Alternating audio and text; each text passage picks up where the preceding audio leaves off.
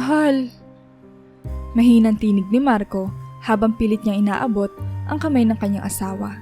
Ramdam niya ang mabilis na pagtibok ng kanyang puso habang unti-unti siyang hinahaplos ng malamig na hangin ng gabi. Nanginginig ang kanyang boses, tila ba nawawalan ng lakas sa bawat salitang lumalabas sa kanyang bibig. Sa kanyang isip, naglalaro ang alaala ng bawat sandali na kasama ang kanyang asawa. Ang kanilang mga tawanan, ang mga pangarap na kanilang binuo at ang pagmamahalan nilang walang kapantay. Marco, mahal, nandito lang ako. Sagot ng kanyang asawa habang lumuluha. Pinipilit na magpalakas sa kabila ng takot na bumabalot sa kanyang puso. Hinawakan niya ang kamay ni Marco, pilit na pinaparamdam sa kanya ang init ng kanilang pagmamahalan. Ngunit sa bawat segundong lumilipas, nararamdaman ni Marco na unti-unti nang bumibigat ang kanyang mga talukap. Tila ba ang mundo ay unti-unting nagiging isang malaking puwang na wala siyang magawa kundi tanggapin ito. Mahal, huwag mo kong iiwan. Humina pang lalo ang tinig ni Marco bago tuluyang pumikit ang kanyang mga mata. Ang huling bagay na nararamdaman niya ay ang mainit na dampi ng luha ng kanyang asawa sa kanyang pisngi. At sa paglipas ng mga buwan, sa tila ba walang katapusang dilim na bumalot kay Marco, naririnig niya ang mga bulong, mga tawa at mga hikbi na palaging bumabalik sa kanyang diwa. Hindi niya makita, ngunit ramdam niya ang presensya ng mga taong patuloy na nagbabantay sa kanya.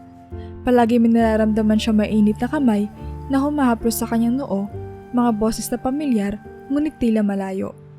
Hanggang isang araw, may kakaibang liwanag na dumaan sa kanyang panaginip. Maliwanag, masaya at punong-puno ng pag-asa.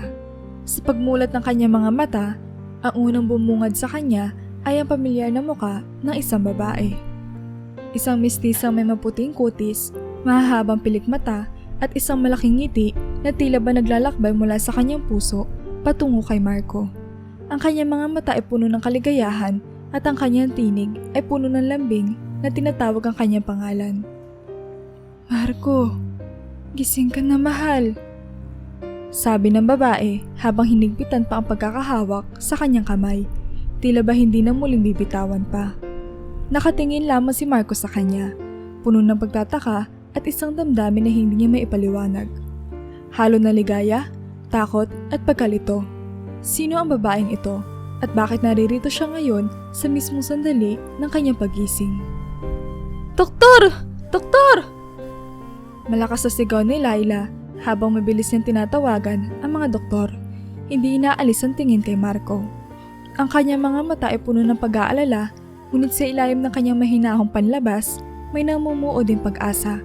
Alam niyang isang malaking hakbang ang pagkising ni Marco mula sa koma na ilang buwan na rin nagpapahirap sa kanya. Ngunit sa kabila ng lahat, hindi niya maalis ang takot na baka hindi na bumalik ang dati nilang buhay. Habang papalapit ang mga doktor, biglang bumukas ang pinto at pumasok ang dalawang pamilyar na muka, ang mga magulang ni Marco. Agad silang lumapit sa kama, nangingilid ang mga luha sa kanilang mga mata habang tinitingnan ang anak na sa wakas ay nagising na. Subalit, isang kakaibang tanong ang bumabagabag sa kanila na makita nilang wala ni katiting na reaksyon sa mukha ni Marco. Marco, anak! Pabulong na sabi ng kanyang ina, ang tinig nito ay nanginginig habang hinahaplos ang kanyang buhok. Ngunit hindi nakaramdam ng kahit anong pagkilala si Marco. Ang kanyang mga mata ay naglakbay mula sa isang estranghero patungo sa isa pa. Walang kaalam-alam kung sino ang mga taong ito na tila ba labis ang pag-aalala para sa kanya. Anong nangyayari? Bulong ni Marco sa kanyang sarili habang pilit na iniintindi ang mga pangyayari. Walang kahit anong pamilyar sa paligid. Mga muka, mga boses, at kahit ang lugar na kanyang kinaroroonan. Ang lahat ay tila ba nasa isang malabong panaginip na hindi niya mabuo. Marco, anak, nandito kami. Sabi ng kanyang ama habang pilit na tinatago ang kanyang pagkabahala. Ngunit nararamdaman niya na may mali, na parang may isang malaking piraso ng puzzle na nawawala sa kanilang anak. Doktor, bakit hindi niya kami kilala? Tanong ng kanyang ina, ang boses ay nanginginig na sa takot. Ang mga doktor ay mabilis na nagsuri kay Marco. Sinuri ang kanyang mga mata at tinanong siya ng ilang simpleng tanong. Marco, Alam mo ba kung nasan ka? Alam mo ba kung ano ang nangyayari? Tanong ng isa sa mga doktor, ngunit ang mukha ni Marco ay nanatiling blanco. Hindi ko po alam. Hindi ko po kayo kilala. Sagot ni Marco, ang kanyang boses ay puno ng pagkalito at takot. Habang ang mga doktor ay nagsimulang mag-usap-usap tungkol sa kalagayan ni Marco, unti-unti niyang sinubukang bumangon mula sa kama. Ngunit mabilis na naramdaman ang panghihina ng kanyang katawan. Anong nangyayari sa akin? Tanong niya. Nanginginig ang boses habang pilit na inaalala ang kahit na ano mula sa kanyang nakaraan. Ngunit walang kahit anong alaala ang bumabalik. Habang patuloy siyang sinusuri ng mga doktor, si Layla ay nanatiling nakatitig sa kanya. Mariing hinahawakan ng kamay ni Marco sa kabila ng lahat ng pagkalito, isang bagay lamang sigurado. Hindi niya hahayaan na mag-isa si Marco sa laban na ito. Marco, makinig kang mabuti. Nagsimula ang doktor habang nakatingin lang diretso kay Marco, na nooy nakaupo na sa kama.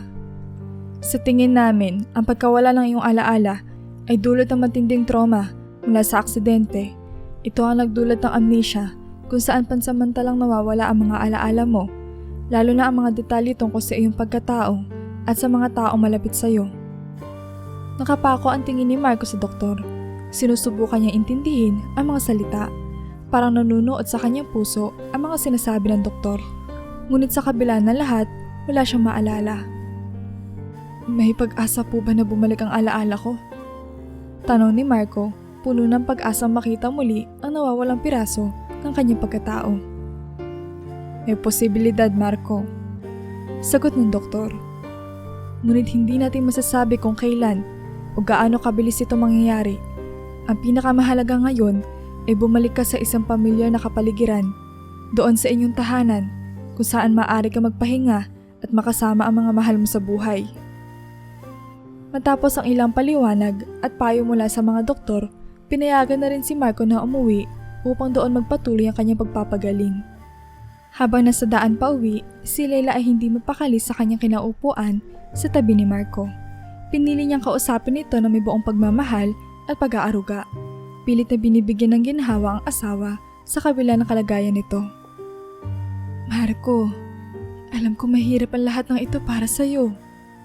Bungad ni Layla habang hinawakan ng kamay ng kanyang asawa. Pero nandito lang ako. Hindi kita iiwan. Kahit na hindi mo maalala ang lahat, ang mahalaga ay magkasama tayo. Dahan-dahan nating haharapin ang lahat ng ito, mahal. Tumango si Marco, tinanggap ang init at pagmamahal na ipinapakita ni Layla. Sa kabila ng kanyang kawalan ng alaala, nararamdaman niya ang katapatan at pagmamalasakit ng kanyang asawa. Salamat, Layla. Mahinang sabi niya kahit hindi pa niya ganap na maalala ang lahat. Damang-dama niya ang pag-aaruga ni Layla sa bawat salita at haplos ito. Habang patuloy silang naglalakbay pa uwi, nagsimula na rin ipaliwanag ng mga magulang ni Marco ang nangyari sa kanya. Anak, nagkaroon ka ng malubhang aksidente. Ilang buwan na ang nakalipas. Magkasama kayo ni Layla. Pahayag ng kanyang ama habang marahang inilalapit ang kamay sa balikat ni Marco. Halos nang wala ka sa amin, pero lumaban ka. Kaya nandito ka ngayon, Marco. Nakarinig si Marco ng mga bagay na tila napakalayo mula sa kanya, parang isang kwento na hindi niya kayang alalahanin. Ngunit sa bawat salita ng kanyang mga magulang, unti-unti niya natatanggap ang realidad ng kanyang sitwasyon. Hindi niya man maalala ang lahat, ngunit nararamdaman niya ang pagmamahal at suporta mula sa mga taong nagmamalasakit sa kanya. Naiintindihan ko po. Sagot ni Marco, bagamat may halong pangamba, may nararamdaman din siyang pag-asa. Pipilitin ko pong magpagaling para sa ating lahat. At habang papalapit sila sa kanilang tahanan, alam ni Marco na bagamat mahaba at mahirap ang proseso, hindi siya nag-iisa sa laban na ito. Kasama niya ang mga taong mahal niya at sa kanilang pag-aaruga at pagmamahal, makakaya niyang bumangon muli. Pagkarating nila sa kanilang tahanan, tahimik at may halong pag-aalala, bumaba si Marco mula sa sakyan. Tahimik din nagpaalam ang kanyang mga magulang matapos silang masiguradong maayos na ang kanilang anak. Magpagaling ka, anak. Nandito lang kami ni Layla para sa'yo. Paalala ng kanyang ina bago tuluyang umalis. Naiwan si Marco kasama si Leila. Ang kanilang tahanan ay tila ba isang pamilyar, ngunit estrangherong lugar para sa kanya. Ang bawat sulok, bawat pader at bawat mebles ay parang may kisaysayan na hindi niya matandaan. Si Leila na noon ay palagi nasa tabi niya mula sa ospital hanggang sa pag-uwi ay inasikaso agad siya na makapasok sila sa loob ng bahay. Marco, maupo ka muna. Malambing na sabi ni Leila habang siya ay ginagabayan papunta sa kanilang sala. Inihanda niya ang isang tasa ng mainit na tsaa, inilagay sa mesa at naupo sa tabi ni Marco. Alam kong lahat ng ito ay nakakagulat para sa iyo, pero nandito ako para ipaliwanag ang lahat. Salamat, Leila. Mihina ngunit taos-pusong sagot ni Marco habang marahang hinawakan ang tasa ng tsaa. Ramdam niya ang init mula sa tasa na tila nagbibigay ng kaunting ginhawa sa kanyang nalalamig na damdamin. Hindi niya alam kung saan magsisimula sa mga katanungang bumabagabag sa kanyang isip, kaya't pinili niya makinig ng maigi. Marco, ako si Leila. Nagsimula si Leila, ang kanyang tinig ay puno ng pagmamahal at pangunawa. Ako ang iyong asawa. 5 taon na tayong kasal, pero wala pa tayong anak. Matagal na nating pinapangarap na magkaroon ng pamilya. Pero sa ngayon, masaya na tayong magkasama, kahit tayong dalawa lang. Napatingin si Marco kay Leila, sinusubukan niyang ipagsama-sama ang mga piraso ng impormasyong sa kanyang isipan. 5 taon na tayong kasal? Tanong niya, tila ba sinusubukan niya alalahanin ang bawat detalye, ngunit ang kanyang utak ay nananatiling blanko. Oo, mahal, at mahal na mahal kita. Sagot ni Leila habang hinahaplos ang kanyang kamay. Naaksidente tayo habang pauwi mula sa business trip. Isang malaking truck ang sumalpok sa sasakyan natin. Prinotektahan mo ko. Kaya lahat ng sugat at dalos ng katawan, sa'yo lang napunta. Kakaunti lang meron ako at mas mabilis akong gumaling kaysa sa'yo. Pero ngayon, nandito ka na. Bumangon ka mula sa lahat ng iyon. Tahimik na nakinig si Marco sa bawat salita ni Leila. Bagamat may halong pagkalito sa kanyang isip, naramdaman niya ang taos-pusong pagmamahal ni Leila sa bawat salitang binibitawan nito. Hindi niya maalala ang kanilang kasal o aksidente, ngunit ang presensya ni Leila ay nagbibigay sa kanya ng kakaibang kapayapaan. Leila. Mahinang tawag ni Marco habang tinitingnan ang kanyang asawa. Hindi ko man maalala ang lahat, pero alam kong kaya ko magtiwala sa'yo.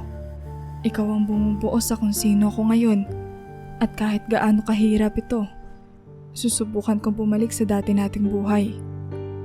Pinisil ni Leila ang kanyang kamay at ngumiti ng malambing. Hindi kita iiwan, Marco. Sabay nating haharapin ang lahat ng ito, at sa oras na bumalik ang lahat ng alaala mo, mas magiging matatag tayo kaysa sa dati.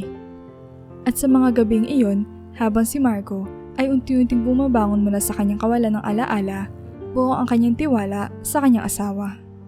Sa loob ng unang 2 linggo, mula na makabalik si Marco sa kanilang tahanan, mabilis na bumalik ang sigla ng kanyang katawan. Sa tulong ni Leila na walang sawang nag-aalaga sa kanya, unti-unti niyang naramdaman ang lakas na muli siyang bumabalik sa dati. Sa bawat umaga, si Leila ay palagi nakaabang, masayang nagluluto ng masustansyang agahan para sa kanya. Mahal, ito ang almusal mo. Bungad ni Leila isang umaga habang inilalapag ang mainit na kape at mga pagkaing masarap sa lamesa. At syempre, hindi ko nakalimutan ang baon mo para sa trabaho. Ngumiti si Marco, pinagmamasdan ng kanyang asawa habang inihahanda ang kanyang lunchbox. Salamat, Leila. Lagi ka nandyan para sa akin. Sabi niya habang hinihigop ang kape at iniisip kung gaano siya kaswerte na may isang tulad ni Leila sa buhay niya. Sa kabila ng kanyang amnesia, ramdam niya ang pagmamalasakit at dedikasyon ng kanyang asawa at unti-unti na rin siya bumabalik sa kanyang dating gawi. Nang bumalik si Marco sa trabaho sa kumpanya ng kanilang pamilya, muling bumalik sa normal ang kanyang araw-araw na buhay. Abala siya sa pamamalakad ng negosyo, subalit sa bawat araw, lagi siyang may iniisip, ang kanyang pag-uwi at ang masayang mukha ni Leila na laging naghihintay sa kanya. Sa tuwing uuwi siya, sasalubungin siya ni Leila sa may pinto, mingiting hindi mababayaran ng kahit anong kayamanan. Marco, Kamusta ang araw mo? Bungad ni Leila isang gabi habang inaabot sa kanya ang isang baso ng malamig na tubig.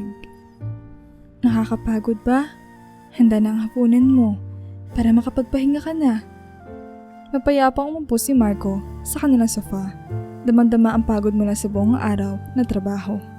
Ngunit sa tuwing naririnig niya ang malambing na boses ni Leila, tila nababawasan ang bigat ng kanyang balikat.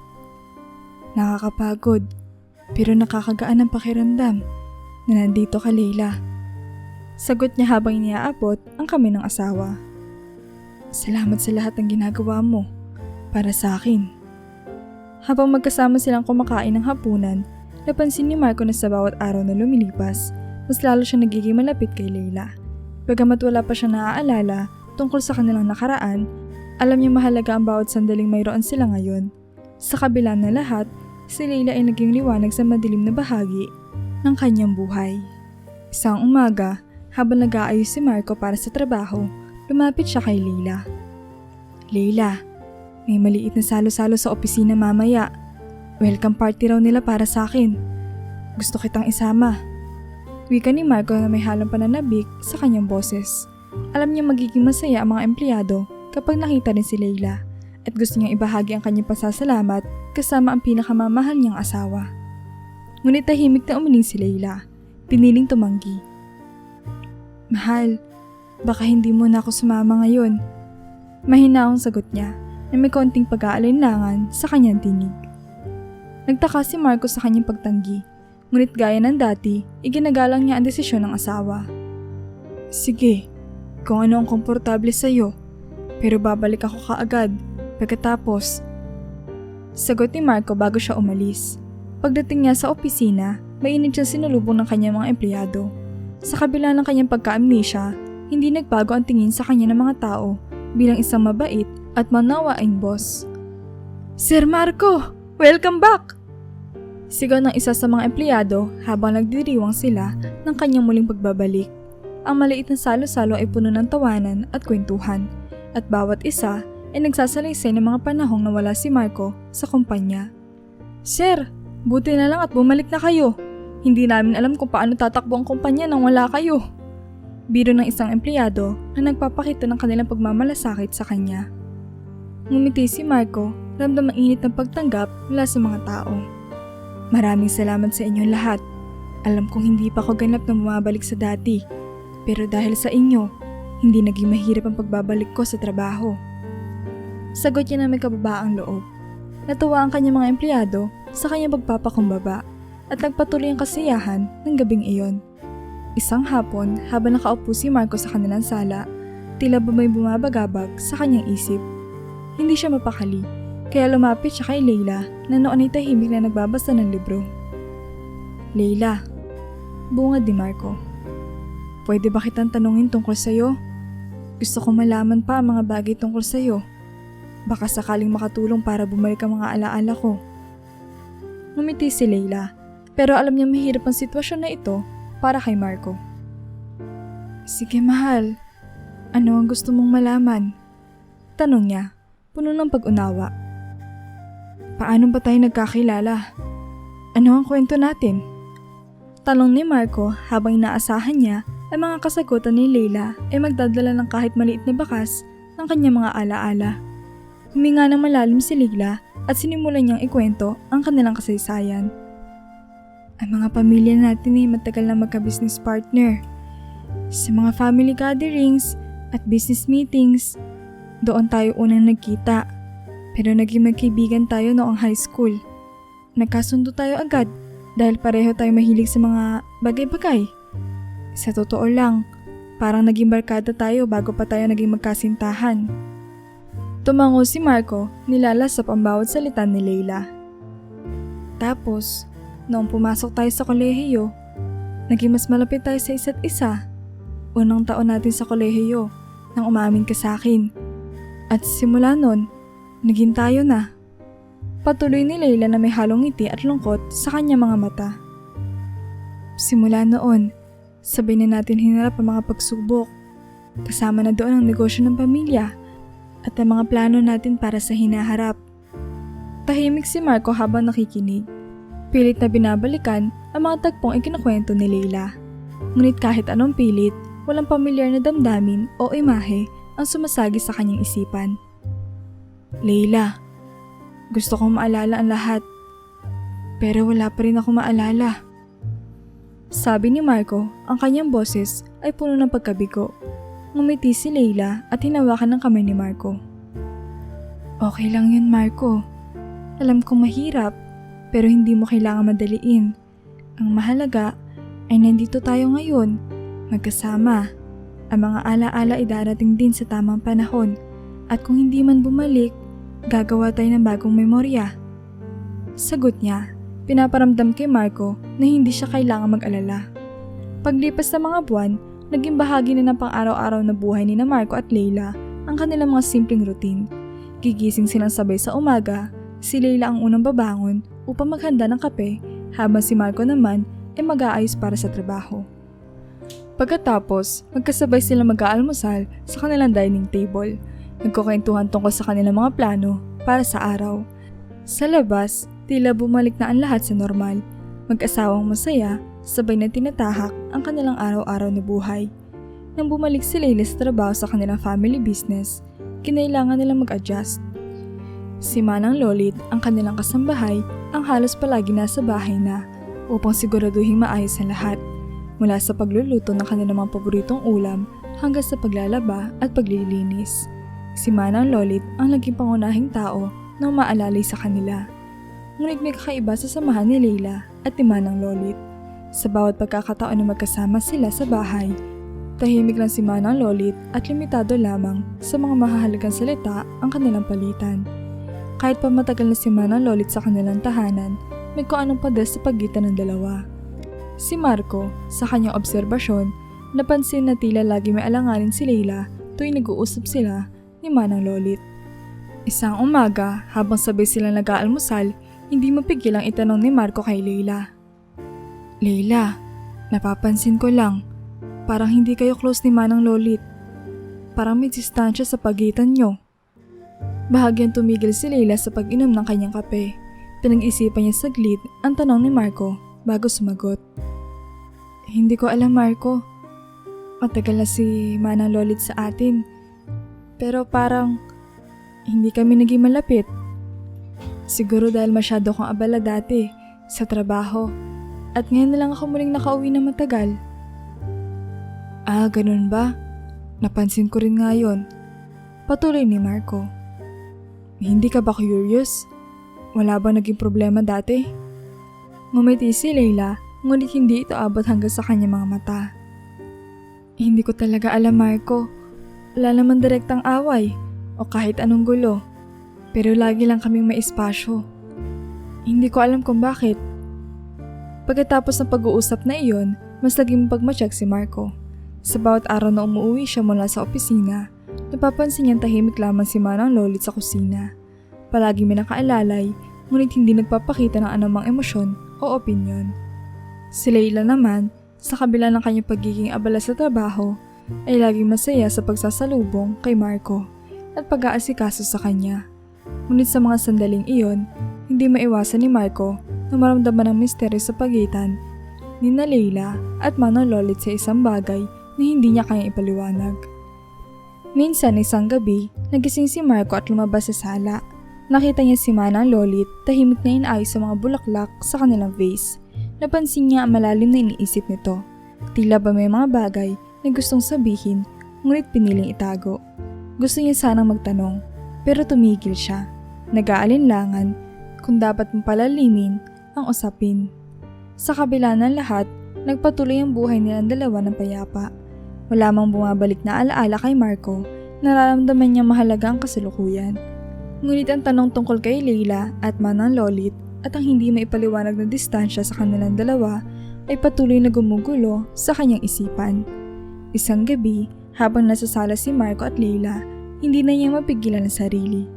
Hindi maalis sa kanyang isip ang tila alanganing samahan ng kanyang asawa at ni Manang Lolit. Hindi na siya mapakali sa napapansin niyang mga tinginan at katahimikan sa pagitan ng dalawa.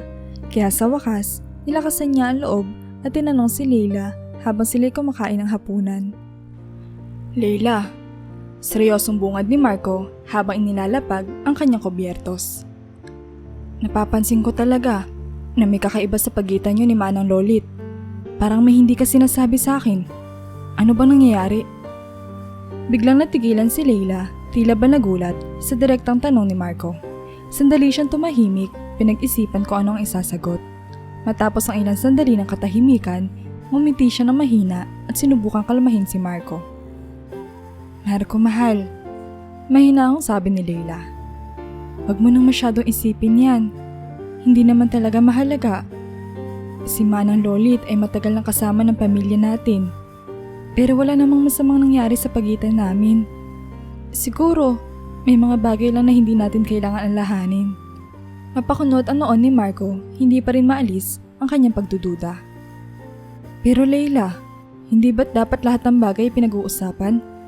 Hindi mo ba nararamdaman na may tension sa pagitan nyo? Hindi ba mahalagang malaman ko rin? Ngumiti si Leila at tinawakan ng kamay ni Marco. Marco, ang mahalaga ngayon ay magkasama tayong dalawa. Ang mga bagay tungkol kay Manang Lolit ay maliliit na bagay lang. Huwag na nating palakihin. Ang mahalaga ay maayos ang ating buhay ngayon. Sinubukan niyang idaan ang usapan sa lambing. Umaasa mapakalma si Marco. Bagamat may halong pag-aalinlangan, napilitan si Marco na sumang-ayon. Kahit hindi tuloy ang kumbinsido. Alam niyang mahalaga si Leila sa kanya at sa kabila ng kanyang amnesia, naramdaman niyang dapat niyang pagkatiwalaan ang kanyang asawa. Subalit sa kabila ng mga salita ni Leila, nananatili pa rin ang tanong sa kanyang isipan. Patuloy niyang tinimbang kung dapat pa niyang palalimin ang isyong ito o hayaan na lamang, tulad ng sinabi ni Leila. Ngunit hindi na maalis sa kanyang isip ang tanong, ano nga kaya ang tunay na dahilan ng distansya sa pagitan ni Leila at Manang Lolit? Isang araw, hindi nagsabay pumasok sina Marco at Leila sa kanilang trabaho. May inasikaso pa si Leila kaya maagang umalis si Marco. Naiwan si Leila sa kanilang bahay, tila may mabigat na iniisip habang naglalakad papunta sa kusina, kung saan abala si Manang Lolit sa kanyang mga gawain. Tahimik lang si Manang Lolit, ginagawa ang kanyang mga tungkulin, ngunit ramdam ang tensyon sa paligid. Manang Lolit. Malamig na bungad ni Leila habang nilapitan ang kasambahay. Napalingon si Manang Lolit, nagtataka sa tono ng kanyang amo. Kailangan ko makausap ka. Agad at tumigil sa kanyang ginagawa si Manang Lolit at hinarap si Leila. Alam na may seryosong pag-uusapan. Ano po iyon, Ma'am Leila? Mahinahong tanong ng kasambahay, ngunit halata ang kaba sa kanyang boses. Huminga na malalim si Leila at nang magsalita siya, mababang ngunit mariin ang kanyang tono. Gusto ko sana, Manang, na hanggat maaari, iwasan mo magpakita o makipag-usap kay Marco. Huwag mo siyang kausapin ng hindi kailangan. Alam ko na matagal ka na rito sa bahay. Pero ito ang mas makakabuti sa ngayon, lalo na sa kalagayan niya. Napalunok si Manang Lolit, hindi inaasahan ang utos na ito mula kay Leila. Mabigat ng kanyang kalooban sa narinig. Ngunit hindi siya makapagtanong o magprotesta. Alam niyang si Leila ang amo at sa kabila ng pag-aalinlangan, wala siyang magagawa kundi sumunod. Opo, ma'am. Maikli niyang sagot, tinatago ang kanyang kaba. Tahimik na tumango si Leila, tila ba naibsan ang kanyang iniisip. Salamat, Manang. Alam kong mahirap, pero makakabuti to. Pagkaalis ni Leila, naiwan si Manang Lolit sa kusina. Mabigat ang loob at puno ng tanong sa kanyang isip. Sa kabila ng pagiging masunurin, hindi niya alam kung hanggang kailan niya magagampanan ang pagiging tahimik sa loob ng kanilang tahanan. Samantala si Marco ay patuloy na namumuhay ng walang kaalam-alam sa mga magaganap sa kanilang bahay. Masaya siya namumuhay kasama ang kanyang mahal na asawa na inaakala niyang lagi ay nasa kanyang tabi upang gabayan siya. Ngunit sa likod ng mga mata ni Leila, may lihim na binabantayan. Isang bagay na pilit niyang inililihim mula kay Marco at isang relasyon sa pagitan nila ni Manang Lolit na tila naglalaman ng mas malalim na kwento. Kahit sumang-ayon si Manang Lolit sa utos ni Leila, hindi niya may iwasang mag-alala para kay Marco. Sa bawat pagkakataong wala si Leila sa bahay, palaging inaabangan ni Manang Lolit ang maagang pag-uwi ni Marco, lalo na kapag alam niya mag-isa itong darating. Sa mga bihirang sandaling ito, sinusubukan niyang kamustahin si Marco kahit saglit lamang. Isang hapon, maagang nakauwi si Marco mula sa opisina. Pagbukas ng pinto, nagulat siya na makita si Manang Lolit na nakangiti. may daladalang tray ng pagkain. Marco, kamusta ka? Alam kong busy ka sa trabaho, pero naisip kong maghanda ng konting merienda para sa'yo. Sabi ni Manang Lolit, may pagmamalasakit sa kanyang boses. Nakangiti si Marco at tinanggap ang tray. Salamat Manang Lolit, napakabait mo talaga. Sabi niya habang inamoy ang mainit na sopas na inihain sa kanya. Ano po ba to? Ito ay sopas na madalas natin kinakain noong bata ka pa. Nakakatulong daw ito sa katawan, lalo na sa mga iniindang sakit o sa mga gusto ng dagdag na lakas. Baka makabuti rin ito para sa'yo, lalo na sa pagbabalik ng iyong memorya. Sabi ni Manang Lolit habang maingat na inilalapag ang tray sa mesa. Napansin ni Marco ang malasakit sa mga salita ni Manang Lolit, ngunit hindi niya rin maiwasang magtaka. Minsan na rin kitang gusto makausap, Manang. Bakit parang bihira na kitang makita sa bahay? Parang palagi kang wala o laging tahimik lang kapag nandito ako. Bahagyang nagulat si Manang Lolit, hindi inaasahang magtanong si Marco. Ngunit mabilis siya nakabawi, ngumiti ng mahina at nagsalita ng maingat. Abala lang ako sa mga gawaing bahay, Marco. Alam mo naman, si Ma'am Leila ang nag-aalaga sa'yo.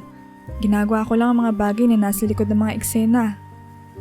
Nagkaroon ng ilang sandaling katahimikan habang kumakain si Marco. Ngunit ramdam ni Manang Lolit ang init ng kanilang sandali. Alam niyang kailangan niyang maging maingat at sinusulit ang mga bihirang pagkakataon na ito upang kamustahin si Marco. Lalo na't bihira na lamang sila makapag-usap. Salamat ulit, Manang. Napakasarap nito. Sabi ni Marco habang patuloy na kumakain. Palagi kang maasikaso sa amin. Sa mga sandaling iyon, kahit alam ni Manang Lolit na mahigpit ang bilin ni Leila, hindi niya maiwasang alagaan si Marco tulad ng dati. Ngunit sa tuwing darating si Leila, mabilis na nagbabalik si Manang Lolit sa kanyang tahimik na mundo. Sinusigurado hindi mapapansin ang pag-aalala niya para kay Marco. Bawat linggo, tuwing makatsyempo si Manang Lolit ng pagkakataon, nagdadala siya ng simpleng ulam o merienda, umaasang kahit papaano sa mga maliliit na paraan ay matulungan niyang bumalik ang alaala ni Marco. Subalit sa kabila ng lahat ng ito, nanatiling inosente si Marco sa tunay na dahilan ng kakaibang relasyon ng kanyang asawa at ni Manang Lolit. Isang hapon, naabutan ni Leila si Manang Lolit habang nag-aabot ang pagkain kay Marco. Bagamat hindi inaasahan ni Manang Lolit na darating si Leila ng maaga, agad niyang naramdaman ng malamig na presensya ng kanyang amo. Tumigil ang lahat sa loob ng bahay nang magtama ang tingin ni Leila at Manang Lolit. Mariing nakatitig si Leila, hindi nagsasalita, ngunit ang mga mata niya ay puno ng galit at pagkadismaya. Ayaw niya magsalita o gumawa ng eksena, lalo na't naroroon si Marco na inosenteng nagpapasalamat kay Manang Lolit. Pilit niyang pinipigilan ng sarili, ngunit ang bigat ng nararamdaman ay nagpapakita sa kanyang tingin. Isang tahimik na babala kay Manang Lolit na huminto na sa ginagawa. Si Manang Lolit, na labis na natakot sa titig ni Leila, ay agad na nakaramdam ng pagkahiya at biglang umatras. Hindi na siya nagtagal at mabilis na nagpaalam. Umiwas ng tingin kay Leila habang tinatapos ni Marco ang kanyang pagkain. Nang makaalis si Manang Lolit, si Leila naman ay bumalik sa kanilang kwarto. Bitbit ang bigat ng kanyang damdamin na hindi nasunod ang kanyang kagustuhan. Habang tahimik na naglalakad si Marco papunta sa kwarto nila, hindi niya napansin ang nagbabadyang distansya sa pagitan nila ni Leila. Nakangiti pa rin siya, masaya sa simpleng pag-aalaga ni Manang Lolit. Walang kamalay-malay na sa likod ng mga pader ng kanilang tahanan ay may namumuong galit at sama ng loob ang kanyang asawa. Hindi mapakali si Marco sa bigat ng tensyon na bumalot sa pagitan nila ni Leila. Alam niyang may mali at nais niya maibalik ang kanilang maayos na relasyon. Kaya isang gabi, habang sila ay tahimik na kumakain, naglakas loob si Marco na tanungin ang kanyang asawa. Leila, paano ba ako makakabawi sa'yo? Ayokong ganito tayo. Wika niya, puno ng pag-aalala sa kanyang boses. Marco, gusto ko lang na mangako ka sa akin. Sabi ni Leila nang malumanay, ngunit mariin. Dapat ako lang ang pagkakatiwalaan mo. Makikinig ka sa lahat ng babala ko. Dahil iniisip ko lang ang kapakanan mo. Alam kong si Manang Lolit ay matagal na sa atin. Pero gusto kong ikaw ay makinig at sumunod sa akin. Dahil ako ang asawa mo. At mahal kita. Napabuntong hininga si Marco, ramdam ang bigat ang hinihingi ni Leila. Alam niya na palapit siya kay Manang Lolit sa mga nagdaang buwan. Mabait ito sa kanya at sa mga sandaling wala si Leila, si Manang Lolit, ang tila naging gabay at kaibigan niya sa bahay. Ngunit sa harap ng kanyang asawa, alam niya may kailangang piliin. Leila, hindi madaling humiwalay kay Manang Lolit. Alam kong mabait siya at wala naman siyang ginagawang masama. Matagal na siya nag-aalaga sa atin. Pero kung ito ang gusto mo, sige, pangako ko, lalayo ako sa kanya. Hindi na ako makikipag-usap sa kanya nang wala ka sa tabi ko. Malungkot, ngunit matapat ang sagot ni Marco. Naginhawaan si Leila sa narinig. Ngunit nararamdaman din ni Marco ang kanyang pananabik na bumalik ang tiwala at payapang samahan sa kanilang relasyon. Inabot ni Leila ang kamay ni Marco at pinisilito na mahigpit. Salamat Marco. Alam kong mahirap, pero ito ang tama para sa atin. Bagamat mabigat sa loob ni Marco ang kanyang pangako, alam niyang mahalaga kay Leila ang kanilang relasyon. Ngunit habang unti-unting lumalayo si Marco kay Manang Lolit, nagtataka pa rin siya kung ano nga ba ang ugat ng tensyon sa pagitan nila ni Leila at ang kasambahay na matagal na nag-aalaga sa kanila. Kinabukasan, bilang isang paraan ng pagsusuyo kay Leila, inanyayahan ni Marco ang kanyang asawa na mag-date sa isang mamahaling restaurant malapit sa kanilang kumpanya. Pagdating nila, agad silang sinalubong ng maaliwalas na ambience at ang amoy ng mga masasarap na pagkain. Habang magkasabay na tinatamasa ang mga putahe, tila bumalik ang init at sigla ng kanilang relasyon. Masaya silang nagkukwentuhan tungkol sa kanilang mga plano at sa buhay sa trabaho. Tila ba nawala ang bigat na bumabalot sa pagitan nila. Mahal, salamat at niyaya mo ako mag-dinner dito. Napakaganda ng lugar at ang sarap ng pagkain. Wika ni Leila habang malambing na tumingin kay Marco. Ngumiti naman si Marco. Para sa'yo lahat ng ito. Gusto kong lagi kang masaya, Leila. Habang maayos ang kanilang pag-uusap, biglang tumayo si Leila. Saglit lang mahal, maghihilamos lang ako. Paalam niya habang nagtungo sa restroom. Naiwan si Marco, iniisip kung gaano sila kasaya ngayong gabi. Subalit kasabay ng pag-alis ni Leila, biglang tumunog ang telepono ni Marco. Nakita niyang kailangan niyang sagutin ang tawag, kaya tumayo siya at naglakad palabas ng restaurant para mas maayos na marinig ang kanilang pag-uusap. Habang nasa labas siya at kausap ang nasa kabilang linya, napansin ni Marco ang isang pulubing babae na nasa hindi kalayuan. Nakayuko ito, tila ba nililinis ang kanyang sugat sa paa, habang ang katawan ay puno ng galos. Sa kabila ng kanyang kalagayan, nakakakilos pa rin siya ng maayos, bagamat halatang hirap at pagod na. Napatigil si Marco, pinagmamasdan ng babae, habang tuloy-tuloy pa rin sa kanyang pakikipag-usap sa telepono. Hindi niya maiwasang maawa sa kalagayan ng pulubi. Habang nagmamasid, ramdam niya ang pakiramdam na kailangan niyang tulungan ang babae. Pagkatapos ng tawag ni Marco, tumigil siya saglit upang balikan ang iniisip tungkol sa pulubing babae. Pag-angat ng ulo ng babae, tumambad sa kanya ang maamong mukha nito. Mapayapa, ngunit tila puno ng lungkot at pasakit. Sa hindi malamang dahilan, napako ang mga mata ni Marco sa kanya. Biglang bumilis ang tibok ng kanyang puso na para bang may kung anong emosyon ang bumalot sa kanyang dibdib.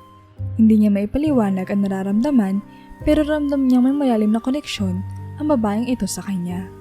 Nagtagpo ang kanilang mga mata at tila isang mundo ng katahimikan ang bumalot sa paligid. Natigilan din ang babae, tila nagulat sa pagtitig ni Marco sa kanya. Ang kanyang mga mata ay puno ng pagtataka at pag-aalinlangan. Ngunit may kaanong hikayat ang naroon. Parang gusto niya lumapit kay Marco, ngunit hindi siya makagalaw. Hindi mapigilan ni Marco ang nararamdamang kakaiba na pagnanais na lapitan ng babae. May mga tanong na biglang umusbong sa kanyang isipan. Bakit ganito ang kanyang reaksyon? Bakit tila ba kilala niya ang babaeng ito? Habang nilalapitan niya ito, naramdaman niya ang hindi maipaliwanag na pagnanais na malaman kung sino nga ba siya. Lumapit siya at sa bawat hakbang na kanyang ginawa, mas lalong bumibigat ang kanyang pakiramdam. Nang sila'y halos magkatapat na, napansin ni Marco ang mga detalye sa mukha ng babae. Ang pagod na ekspresyon, ngunit may kakaibang kapayapaan sa kanyang mga mata. Miss, Kailangan mo ba ng tulong? Mahinahong tanong ni Marco habang sinusubukang ipaliwanag ang sarili niyang nararamdaman. Ngunit bago pa man makasagot ang babae, napansin ni Marco na kalalabas lamang ni Leila mula sa restaurant. Tumitingin sa kanila mula sa malayo. Nakatitig si Leila at sa isang iglap, nagbago ang ekspresyon ng kanyang muka na masilayan ang muka ng bulubing babae.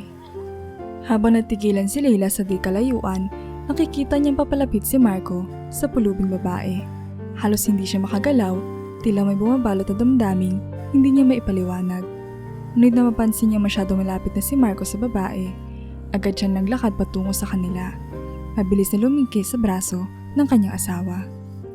"Marco, uwi na tayo," sabi ni Leila na may malamig na ngiti, ngunit ramdam ang tensyon sa kanyang tinig. Si Marco na noon ay nagtatakang kausapin ng pulubi ay biglang napatigil. May mga tanong siyang gustong itanong sa babae. Subalit bago pa man siya makapagsalita, naramdaman niya ang bulong ni Leila sa kanyang tainga. "Wag na, Marco. Wala kang dapat pakialaman dito," sabi niya sa galit na tono na tila may babala. Naguguluhan si Marco, ramdam niyang kakaibang emosyon sa kanyang asawa. Ang malamig na titig at ang pilit ng ngiti. Ngunit sa kabila ng kanyang pagtataka at nais na kausapin pa ang babae, naramdaman niya ang pangungulit ni Leila na parang hindi na niya gustong magtagal pa doon. "Uwi na tayo," ulit ni Leila, mas madiin at may halong pagmamadali. Sa huli, sumunod si Marco sa kanyang asawa. Habang sila'y naglalakad palayo, patuloy na bumabalik sa kanyang isipan ang imahe ng pulubing babae. Sino siya? Bakit tila may kakaibang koneksyon siya rito? At bakit para may pinipigilan si Leila? Hindi mapigilan ni Marco ang pagtataka sa biglaang pagbabago ng emosyon ni Leila, na kanina lamang ay masaya at kalmado. Ngunit ngayon ay tila puno ng galit at pagkabalisa. Habang sila'y umuuwi, alam niya hindi matatapos sa mga tanong na bumabagabag sa kanyang isip. Pagka-uwi sa kanilang bahay, ramdam ni Marco ang mabigat na katahimikan na bumalot sa kanilang paligid. Hindi niya mapigilan ang sarili, kaya agad siya nagtanong. "Leila, ayos ka lang ba? Parang may iniisip ka kanina." Malamig na ngumiti si Leila, tila nagpipilit na maging kalmado. "Oo, ayos lang ako, Marco." Sagot niya na puno ng pagkukunwari.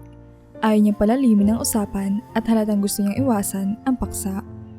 Bago pa man makapagtanong ulit si Marco, mabilis na nagdagdag si Leila. "Magpapahinga na muna ako. Medyo napagod lang ako sa araw na to." Tumango si Marco, bagamat ramdam niyang mayroong hindi sinasabi si Leila. "Sige mahal, magpahinga ka na. Sabihin mo kung may kailangan ka." Mahinahong sabi ni Marco kahit alam niya may mga tanong na gusto siyang itanong pa. Habang papunta si Leila sa kanilang kwarto, iniwan niya si Marco na nag-iisip. Hindi mawala sa isip niya ang kakaibang damdamin na nararamdaman niya kanina, lalo na ang biglaang pagbabago ng ugali ni Leila. Habang nakaupo sa sala, napagtanto niya may mga bagay na hindi pa niya nauunawaan, at ang gabing iyon ay nagtanim ng mas marami pang tanong kaysa sa sagot. Kinabukasan, hindi mapakali si Marco.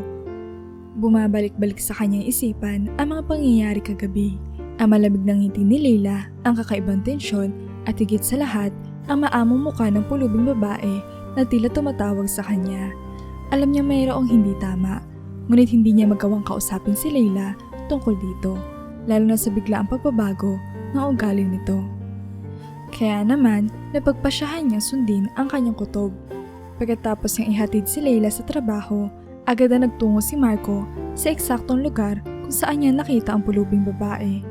Hindi niya maipaliwanag ang kanyang nararamdaman, parang may isang puwersa na nagtutulak sa kanya na bumalik sa lugar na iyon. Habang nagmamaneho, pakiramdam niya ay may nawawalang piraso sa kanyang buhay na kailangan niya mahanap. At ang babae ang susi para rito. Pagdating sa lugar, bumaba siya mula sa kanyang sasakyan at tumingin sa paligid. Tila walang pagbabago sa kapaligiran. Ang mga tao ay abala sa kanilang gawain, ngunit wala ang pulubing babae. Naroon ang parehang bangketa kung saan siya una nakita ni Marco, ngunit tila naglaho ito na parang bula. Naglakad-lakad si Marco sa paligid. Umaasang muling masisilayan ang babae. Ngunit wala siyang makitang bakas. Bawat hakbang na kanyang ginawa, mas lalo niyang naramdaman ang bigat ng katanungang gumugulo sa kanyang isipan. Sino ang babaeng iyon at bakit tila napakalalim ng koneksyon niya rito kahit pa wala siyang maalala? Habang patuloy siya naglalakad, naramdaman niya ang pagdating ng kawalan na sagot. Ngunit hindi siya nawalan ng pag-asa. Alam niyang hindi ito ang huling pagkakataon, may dahilan kung bakit siya nadala sa lugar na iyon. At balang araw, matutuklasan din niya ang sagot. Ngunit para kay Marco, ang tanong ay nananatili. Hanggang kailan siya maghihintay? Habang umiikot-ikot si Marco sa mga eskinita, hindi inaasahan na biglang may tumama sa kanyang balikat, isang bato na pinaglalaroan ng mga batang pulubi. Napasigaw siya sa sakit, agad na napahawak sa kanyang balikat habang iniinda ang kirot. Nagulat ang mga bata at mabilis na tumakbo palayo. Ngunit bago pa man makapag-react si Marco, narinig niya ang mabilis na pagtakbo ng isang tao papalapit. Nang siya ay tumingin, laking gulat niya na makita ang babaeng pulubi na kanyang hinahanap. Humahangos ito, tila balisa sa nakitang aksidente. "Ayos ka lang ba?" Tanong ng babae, ang kanyang mga mata ay puno ng pag-aalala habang tumatakbo papunta kay Marco. Biglang tila huminto ang oras sa pagitan nilang dalawa. Nagtagpo ang kanilang mga mata at sa isang iglap, ramdam ni Marco na parang may bumabalot na hindi maipaliwanag na koneksyon sa pagitan nila. Ang kanyang puso ay kumakabog na malakas. Tila ba tumatalon sa galak na hindi niya maintindihan. Parang sumisigaw sa saya ang kanyang damdamin sa pagkikita nilang muli. Hindi makapagsalita si Marco, nakatitig lamang siya sa babae. Naguguluhan, ngunit sabik na sabik. Bakit ganito ang nararamdaman niya? Sino ang babaeng ito? Ang mga tanong sa kanyang isipan ay patuloy na naglalaro. Ngunit sa sandaling iyon, ang tanging nararamdaman niya ay ang hindi maipaliwanag na saya. "Ayos ka lang ba?" Muling tanong ng babae, mas malapit na ngayon at inaabot ang kanyang balikat upang tingnan ang sugat na natamo ni Marco. "Oo, ayos lang ako." Mahinang sagot ni Marco, hindi pa rin makaalis ang tingin sa mukha ng babae. "Ikaw, sino ka?" Tanong niya, halos hindi niya naririnig ang sariling boses. Ngumiti ang babae, ngunit ang kanyang mga mata ay tila ba puno ng lihim na hindi pa kayang isiwalat. "Hindi mo pa ako naaalala?" Tanong ng babae, ang kanyang boses ay puno ng kalungkutan at pag-asa. Natahimik si Marco. Sa kanyang puso, alam niya may mahalagang bagay tungkol sa babaeng ito, ngunit hindi pa rin niya mabuo kung ano iyon. Hindi alam ni Marco ang kanyang isasagot sa tanong ng pulubing babae. Nararamdaman niya ang bigat ng katanungang ito, ngunit wala siyang maalala. Pilit niyang binubuo ang mga piraso ng kanyang nakaraan. Ngunit nagiging masilimuot ang lahat sa kanyang isipan. Nauutal siyang sumagot.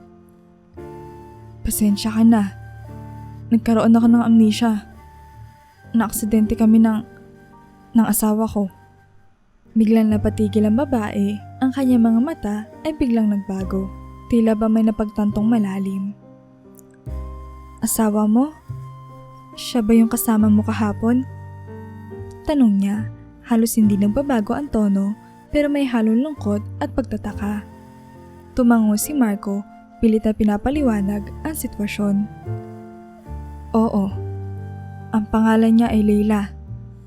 Nagka-aksidente kami, at simula noon hindi ko na maalala ang karamihan sa mga bagay na dati kong alam." Sa mga salitang iyon, biglang lumalim ang ngiti ng pulubing babae. Hindi masaya, kundi mapait, puno ng kirot na para matagal nang itinatago. "Leila," ulit ang babae sa mababang boses, parang sinasanay ang sarili sa pangalang iyon. Sa wakas, iniangat niya ang kanyang mga mata at diretsong tumingin kay Marco. "Ako si Maria." Mahinang sabi ng babae na tila ba bawat salitang binitawan ay may bigat na emosyon. Napako si Marco sa kanyang kinatatayuan. Ang pangalang iyon ay tila may hatid na matinding alon ng emosyon na hindi niya maipaliwanag. Ngunit bakit? Sino si Maria at bakit ganito ang reaksyon niya sa babaeng ito. Nakatitig si Marco kay Maria, ang kanyang isipan ay puno ng katanungan. Ngunit sa likod ng lahat, isang bagay ang malinaw. Ang sagot sa kanyang mga tanong tungkol sa kanyang nakaraan ay hindi malayo sa babaeng ito. Ang babaeng tila may masalimuot na kwento na nakatali sa kanyang buhay. Nang ulitin ni Marco ang pangalan ni Maria, biglang kumirot ang kanyang ulo. Para bang may isang bagay sa loob niya ang nabasag. At kasabay nito ay nagbalik ang mga alaala na matagal nang nawala. Sa kanyang isip, mabilis na naglaro ang mga larawan. Siya at si Maria magkahawak kamay. Naglalakad sa isang malawak na hardin. Pareho silang may malalaking ngiti sa kanilang mga mukha. Puno ng kasiyahan at pagmamahalan. Ang init ng araw ay naramdaman niya. Ang mga bulaklak na nakapaligid sa kanila at ang tunog ng kanilang mga tawa na tila bumabalik mula sa malayo. Kasunod noon, naglaro sa kanyang isipan ang masasayang sandali sa loob ng kanilang tahanan. Nakikita niya si Maria, masaya naghahanda ng pagkain para sa kanya kasama si Manang Lolit. Ang bango ng kanyang luto, ang mga masasayang usapan nila habang magkasamang kumakain. Tila ba lahat ng iyon ay isang panaginip mula sa isang malayong nakaraan. Ang bawat halakhak, bawat yakap, bawat tingin, lahat ng iyon ay muling bumabalik sa kanyang diwa. Ngunit kasabay ng mga masasayang alaala, biglang bumalik sa kanyang isipan ang isa pang eksena. Sila ni Maria, parehong sugatan, nakahandusay sa gilid ng kalsada. Ang kanilang mga katawan ay puno ng dugo at ang mga mata ni Maria ay puno ng takot habang pilit nilang inaabot ang kamay ng isa't isa. Tila napakabagal ng lahat, ngunit ramdam niya ang desperasyon sa kanilang sitwasyon. Ang takot na baka hindi na sila muling magkita pa. Maria. Mahinang bulong ni Marco habang patuloy na kumikirot ang kanyang ulo at dibdib. Pinapasa ng bigat ng mga alaalang muling bumabalik. Napatingin si Maria kay Marco, kita sa kanyang mga mata ang matinding damdamin. Naalala mo na ba? Tanong niya, ang boses ay puno ng halong pag-asa at lungkot. Napalunok si Marco, hindi makapaniwala sa mga alaalang bumabalik. Oo. Maria. Sa mga memorya at revelasyong bumalik kay Marco, hindi niya maiwasang magtanong sa sarili. Sino nga ba si Leila, ang babaeng tinuring niyang asawa sa loob ng mga nagdaang buwan? Ang mga nagbalik na alaala ni Maria ay nagbigay ng bigat sa kanyang dibdib. Kaya't hindi na napigilan ni Marco ang kanyang sarili at diretsong tinanong si Maria. Kilala mo ba si Leila? Napabuntong hininga si Maria bago sumagot. Oo, kilala ko siya. Simula niya, ang boses ay puno ng sakit at pagod mula sa mga taon ng pagpapanggap. Si Leila. Siya ang anak ng business partners ng iyong pamilya. Matagal nang gusto ng inyong mga magulang na kayo ang magkatuluyan para pagsamahin ang mga negosyo at kayamanan niyo. Ngunit hindi iyon ang gusto mo, Marco. Tahimik na nakinig si Marco, ang kanyang puso ay bumibigat sa bawat salitang binibitawan ni Maria. Alam niya may malaking katotohanan sa sinasabi nito. Umibig ka sa akin, Marco. Patuloy ni Maria, ang kanyang boses ay nanginginig sa damdamin. Isang simpleng babae lamang ako. Ngunit minahal mo ko ng buong puso. Ipinaglaban mo ang ating pagmamahalan. Kahit labis ito ay kinagalit ng pamilya mo. Hindi nila matanggap na pinili mo ko. Sa halip na si Leila, ang babaeng gusto nila para sa'yo. Napayuko si Maria, ramdam ang sakit na nakaraan.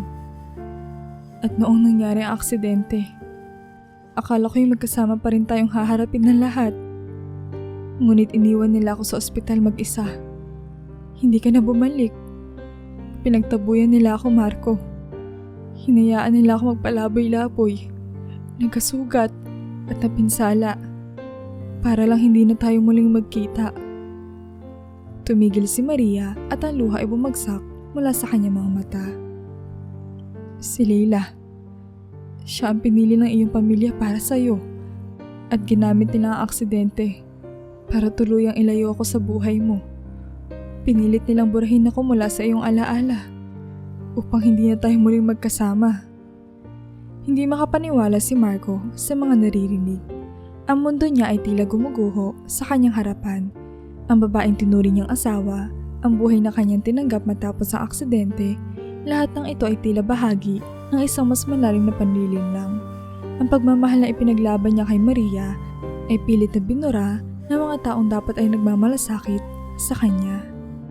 Pagkatapos sa mga revelasyon at ang muling pagbalik ng kakaunting alaala ni Marco, napagpasyahan niyang tapusin na ang mga kasinungalingan. Kasama si Maria, ang tunay niyang asawa, umuwi siya sa kanilang tahanan na tila may bigat ng isang matinding desisyon. Alam niyang kailangang harapin ang kanyang mga magulang at si Leila upang malaman nila ang mga sekreto at kasinungalingan ay hindi na mananatiling lihim. Pinatawag ni Marco ang kanyang mga magulang at si Leila upang magkita sila ng harapan. Nang dumating sila sa kanilang tahanan, kapansin-pansin ang kasabikang makita si Marco, ngunit hindi nila inaasahan ang eksenang sasalubong sa kanila. Nang makita nila si Marco, agad nilang napansin na may hawak siyang kamay at sa kanyang likuran, tila may isang tao ang nakatago, si Maria. Ang babaeng akala nila ay tuloy na nilang naalis sa buhay ng kanilang anak. Namilog ang mga mata ng kanyang mga magulang, hindi makapaniwala na nakita nila muli si Maria. Ang kanilang mga mukha ay puno ng pagkagulat at takot, habang si Leila naman ay napaatras, ang mga mata ay puno ng luha. Papaano mo siya nakita? Tanong ng kanyang ina, halatang hindi makapaniwala. Ang kanyang ama ay tahimik lamang, ngunit halata ang tensyon sa kanyang mga mata. Si Marco ay hindi nagsalita agad, sa halip tumitig lamang siya sa kanila. Hawak pa rin ang kamay ni Maria. Alam niyang ito ang oras upang ilabas ang lahat ng katotohanan. Alam ko na ang totoo. Mahinahong sabi ni Marco, ang boses ay puno ng tiwala. Si Maria. Siya ang tunay kong asawa. Hindi niyo na kayang itago sa akin ang katotohanan. Bigla naman napaluhod si Leila, humahagulgol at nanginginig. Marco, hindi! Ako ang tunay mong asawa. Ako ang nandito sa tabi mo simula nung aksidente ka. Ako ang nag-aalaga sa'yo. Ngunit malamig ang sagot ni Marco, ang mga alaala at damdaming unti-unting bumabalik sa kanyang puso. Leila, matagal na ako namuhay sa kasinungalingan. Alam ko na ngayon kung sino talaga ako at kung sino si Maria sa buhay ko. Huli na ang lahat para sa inyo. Habang humahagulgol si Leila, patuloy na nagmamakaawa, hindi mapigilan ni Marco ang pakiramdam ng pagtataksil mula sa mga taong pinagkakatiwalaan niya. Ang kanyang pamilya at si Leila, ang mga panahon na wala dahil sa mga kasinungalingan ay hindi na maibabalik. Ngunit sa sandaling iyon, alam niya ang tanging paraan para makalaya ay ang ipaglaban muli ang pagmamahal na mayroon sila ni Maria. Tahimik nakatayo si Maria sa tabi ni Marco, habang ang kanyang mga magulang ay hindi makapaniwala sa pangyayari. Wala silang masabi dahil alam nila na sa huli natalo sila ng katotohanan. Doon na rin napag-alaman ni Marco na si Manang Lolit ay may alam sa mga nangyayari. Malapit si Manang Lolit at Maria sa isa't isa. Kaya naman masakit sa loob ni Manang Lolit ang nangyari sa kanila ni Maria. Mabigat sa loob ni Manang Lolit ang sumunod sa mga utos ni Leila at ang utos ng mga magulang ni Marco. Ngunit wala siyang magawa dahil hindi niya alam kung nasaan si Maria. Ngunit ngayon, ang lahat ng katotohanan ay naisiwalat na. Kaya naman napagdesisyonan nila Marco at Maria na tuluyan ng kumawala sa kadenang nakagapos sa kanilang pagmamahalan. Kasama si Manang Lolit na ang kaisa-isahang tao na naging tapat sa kanila. Habang magkayakap silang naglakad palayo, ramdam nila ang kalayaan at kasigurahan sa kanilang bagong simula. Isang buhay na puno ng katapatan at tunay na pagmamahalan. Sa kabila ng pagkawala ng kanyang mga alaala, hindi kailanman tumigil ang puso ni Marco sa pagsigaw ng kanyang tunay na pag-ibig. Hindi kinaya ng anumang kasinungalingan o pagsubok na sirain ang damdamin niya para kay Maria. At ngayon, sa bagong kabanata ng kanilang buhay, batid nilang mas magiging matibay ang kanilang pagsasama dahil sa mga pagsubok na kanilang hinarap. Sa kabila ng lahat, ang katotohanan at tapat na pagmamahalan ay laging mananaig. Maaaring mawala ang mga alaala, ngunit ang damdamin ng puso ay mananatili at hinding-hindi mabubura. Ang tunay na pagmamahal ay hindi matitinag ng kahit anong hadlang. ito'y patuloy na lalaban, magpapalaya at magbubuklod ng mga pusong itinadhana para sa isa't isa.